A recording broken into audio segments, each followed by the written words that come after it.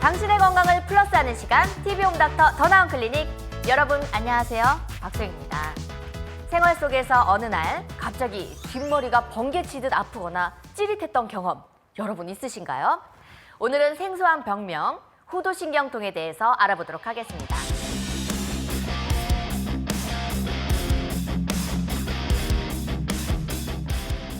선생님 안녕하십니까? 안녕하세요. 이 후두신경통 처음 들어본 내용인 것 같은데 어떤 질병일까요? 그 후두 부위를 뒤통수 부위를 뜻하는데요. 네. 이 뒤통수 부분에 이제 우리가 목이나 어깨 쪽에 근육이 긴장이 많이 되면 목이 뻣뻣해지면서 뒷머리 쪽으로 이제 뻗치듯이 찌릿하면서 그런 심한 통증이 유발될 수가 있어요. 이런 경우를 이런 후두신경통을 좀 의심할 수가 있습니다. 이 후두신경통 이름만 들으면 그냥 뒷머리 쪽에 있겠다 생각이 드는데요. 정확히 어느 부분이죠? 짚고 넘어가면 좋을 것 같은데 네. 지금 이걸 그래서 혹시 가져오신 겁니까? 네. 예, 선생님께서 늘 준비해 주신 이 준비물. 우리 경추가 네. 이제 전체 목뼈가 7개인데 네. 이제 1, 2, 3번을 상부 경추라 그래요. 네. 그래서 이 1, 2, 3번에서 목 뒤쪽에서 뒤통수로 올라가는 피부 지각신경이 있습니다. 네. 우리가 피부의 감각을 느끼게 해주는 신경인데요. 그 신경의 이름이 후두신경입니다. 후두신경이 사실은 그물망처럼 여러 가닥으로 돼 있어요. 이 중에서 제일 큰 신경이 있습니다. 가장 길고 네. 가장 두껍고 그래서 이름이 대후두신경이에요. 이름도 대네요. 그렇죠. 가장 네. 길고 굵은 만큼 네. 그 주행 경로를 따라서 그 근육이랑 근막을 주행하면 통과를 합니다. 그때 자극을 받거나 눌렸을 때 후두신경통이 유발될 수가 있습니다. 저 부위가 찌릿찌릿 아프다는 이야기인 거죠. 그렇습니다. 그렇다면 이 일반 두통과는 다른 차이점이 있을까요? 네, 흔히 이제 일반적인 두통 중에서 가장 흔한 경우가 긴장성 두통인데요. 흔히 우리가 이제 좀 많이 스트레스 받거나 긴장을 받을 때 그 주로 이제 여기 앞쪽 관자놀이나 이마, 눈 주변이 좀 지속적으로 둔한 느낌으로 아픈 경우가 있어요. 이제 약간 붓는 느낌이 나고. 보통 이제 일반적인 두통은 그런 두통이고 후두신경통은 그와는 다르게 조금 더 강하게 좀 심합니다. 전기 오듯이 좀 찌릿찌릿한 느낌, 바늘로 찌르는 듯한 느낌도 들면서 이게 좀 그 뒤통수에 좀 국한된 통증이 나타나요. 그래서 일반적인 두통하고는 조금 양상이 다를 수가 있습니다. 또 그 목 주변에 그 신경이 좀 오랫동안 지속적으로 눌린 경우에는 좀 과민한 상태가 돼요, 신경이. 그래서 평소와는 다르게 약간 스치는 듯한 가벼운 접촉이라든지 살짝 누르는 정도로도 통증이 좀 심하게 유발될 수가 있고요. 네. 목의 움직임, 목 자세에 따라서 움직임에 따라서 통증이 더 심해지는 경향이 있습니다. 그렇다면 혹시 드라마에서 네. 막 이런 부위잖아요. 네가 이러면서 급작스럽게 이렇게 네. 뒷골을 잡는 경우가 있는데 네. 이 이유 때문에 쓰러지는 걸까요? 그러니까 흔히 우리가 드라마에서는 네. 항상 전형적으로 그쵸. 대부분 연기자분들이 똑같이 과하게 좀 연기를 그죠? 하세요. 이렇게 하잖아요. 잡으면서 대부분 쓰러지시거든요. 네. 근데 이제 그런 경우는 되게 후두신경통은 아닌 경우가 많아요. 후두신경통은 사실 위험한 신경이 아닙니다. 피부에 있는 지각신경이기 때문에 뭐 의식을 잃거나 쓰러지진 않아요. 근데 만약에 두통이 심하게 발생하면서 쓰러지신다면은 가장 먼저 뇌출혈을 의심해야 됩니다. 그렇군요. 원인은 혹시 어디서 찾아볼 수 있을까요? 네. 혹시 뭐 스트레스나 피로 누적 이런 걸로도 좀 네, 확률이 맞습니다. 있겠죠? 일단 네. 크게 세 가지로 구분해 드릴 수가 있는데 첫 번째는 방금 네. 말씀하신 이제 스트레스라든지 피로가 쌓이면 근육이 긴장이 돼요. 그래서 그렇죠. 이렇게 그 되죠. 상부 네. 경추 주변에 목덜미 주변에 근육이 긴장되면서 긴장된 근육 속에서 신경이 눌리는 경우가 있겠고요. 두 번째는 아까 말씀드린 그 경추 1, 2, 3번에서 신경이 빠져나오거든요. 뼈 사이 공간으로 신경이 빠져나오게 되는데 예를 들면은 관절염이 생겨서 뼈가 좀 두꺼워진다던가 아니면 척추에 불안정증이 생겨서 좀 흔들흔들 뒤틀린 경우가 있어요. 약간 틀어져 있어서 그 뼈 사이 공간에서 신경이 눌리기도 하고요. 세 번째는 신경 자체에 문제가 생긴 거예요. 그래서 뭐 염증이 생겼다든지 뭐 대상포진 같은 바이러스 감염이 됐다든지 혹은 이제 우리가 뒤통수를 강하게 충격을 다쳤을 때 외상에 의해서도 그 후두신경에 손상이 오면서 통증을 일으킬 수가 있습니다. 생각보다 다양한 상황과 원인에서 비롯이 되네요. 근데 원인 가운데 이제 목의 피로가 문제가 될 수 있다고도 말씀을 해주셨잖아요. 이 스마트폰을 오래 하고 있다 보면은 뒷목에 통증이 올 때가 있습니다. 좀 요새는 장시간 앉아 있는 분들이 많잖아요. 그쵸, 업무 네. 때문에 앉아 있기도 하고 스마트폰 많이 하면서 오래 앉아 있으면 자세가 약간 이렇게 되잖아요. 네, 목이 일자목이 되면서 목이 이제 그 앞으로 빠지게 돼요. 그러니까 정확하게는 상부 경추 부분이 앞쪽으로 빠지게 됩니다. 이런 식으로. 아, 이렇게 되면은 네. 이 목에 일자목이 되면서 이쪽이 약간 젖혀지면서 앞으로 빠지게 돼요. 무리가 많이 가겠네요. 그러면 뒤쪽이. 이제 아까 말씀 뼈 사이 공간이 좀 좁아지기 때문에 요 상부 경추 1, 2번 사이에서 신경이 눌려서 후두신경통을 일으키는 경우가 많게 됩니다. 근데 이게 저희가 이제 이렇게 하면은 힘듭니다를 얘기해왔지만 네. 막상 우리의 뼈를 이렇게 들고 내려갔을 때 이런 분들 되게 많습니다. 진짜 이 네, 정도로 본인도 모르게 네. 자꾸 앞쪽으로 이렇게 가거든요. 이렇게 이게, 보니까 네. 더 와닿네요. 네. 이 후두신경통은요 누구에게나 올 수 있나요? 네. 그러니까 뭐 크게 위험한 질환은 아니지만은 우리가 이제 반복적으로 스트레스 긴장 때문에 뭐 나았다가도 증상이 나았다가도 또 자꾸 재발할 수가 있어요. 누구나 발생할 수 있고요. 그렇다면 이 정밀 검사 내용은 어떤 게 있을까요? 네, 일단 기본적으로 엑스레이 검사가 있어요. 가장 먼저 합니다. 근데 우리가 보통 환자분들이 본인은 이제 MRI, CT 찍고 싶다고 오세요. 근데 엑스레이 먼저 찍어야 됩니다. 엑스레이는 CT나 MRI로 볼 수 없는 걸 또 볼 수가 있거든요. 네.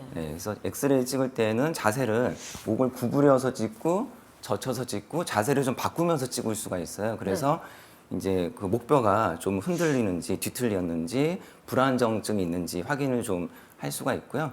이제 CT나 MRI는 물론 이제 뭐 뇌 이상이라 뇌출혈 같은 문제가 있는지 혹은 척추 혈관 쪽에 문제가 있는지 확인을 좀 할 수가 있어요. 이 병원 치료가 꼭 필요한 경우는 또 어떤 게 있는 거죠?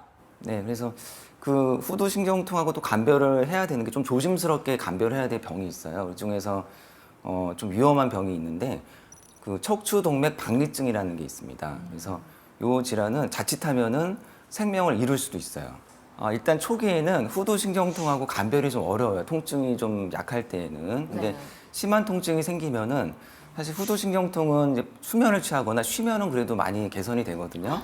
근데 이 척추동맥 박리증인 경우에는 아무리 자세를 바꾸고 심지어 누워 있어도 계속 아픕니다. 엄청 통증이 굉장히 심하고요. 그래서 대부분 목을 움직이지 못해요. 목을 이렇게 움직이는 것조차 전혀 힘들어지는 움직일 거죠? 수가 없고 네. 계속 환자분 표현들이 찢어지는 느낌, 머리가 터질 것 같은 느낌이 좀 동반되는 경우가 많습니다. 그리고 좀 혈관이 좀 좁아지거나 이런 경우에는 이제 뇌혈류가 차단이 되기 때문에 뇌졸중과 유사한 증상이 올 수도 있어요. 뭐 어지럽다든지 앞이 흐려진다든지 좀 온몸에 힘이 빠지는 느낌이 든다든지 이럴 때에는 이런 박리증은 좀 척추동맥 박리증을 의심을 하시고 병원을 꼭 방문하셔야겠습니다.